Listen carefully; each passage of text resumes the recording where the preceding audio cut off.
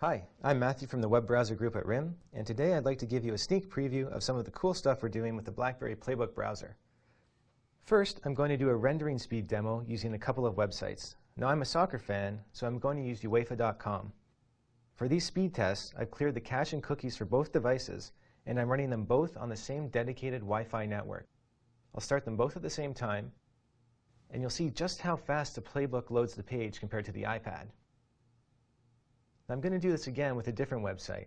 This time I'll use cbs.com. Again, I'm going to load them both at the same time,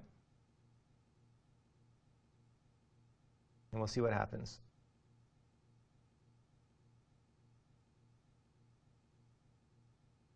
You notice once again that the PlayBook has rendered its content almost before the iPad has even rendered anything. Not only do we load these pages really fast, but we also get richer content because of our support for Flash. I'm going to show you another example of this. This time I'm going to go to adidas.com. You notice that the PlayBook is downloading rich Flash content.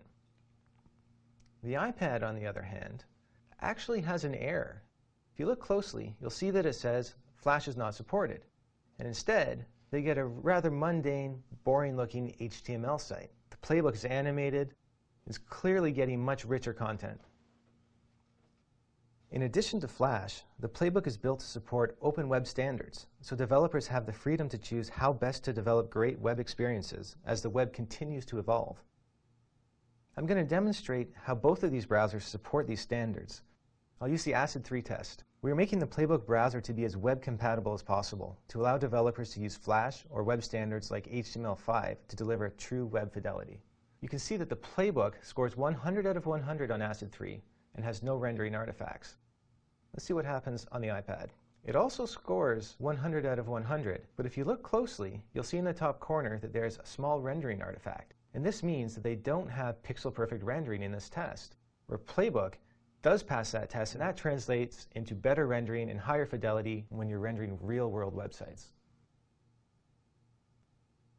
For a final test, I'm going to go to the Pocket Full of Canvas demo. This demo aims to test the JavaScript and HTML5 canvas abilities of both of these devices. And this is important because these technologies are being used more and more to create really rich content, such as online games. I'm going to run the same test for both devices. If you look at the animation on the PlayBook, it's very smooth, fluid, it doesn't have any jumpiness. If you look at the iPad, you'll see that it's quite choppy, and you can almost see each individual frame being rendered. So you can clearly see just how fast JavaScript and the HTML5 canvas element are able to run on the PlayBook. And we're continuing to improve this as we work towards finalizing the product. I hope you've enjoyed this demo.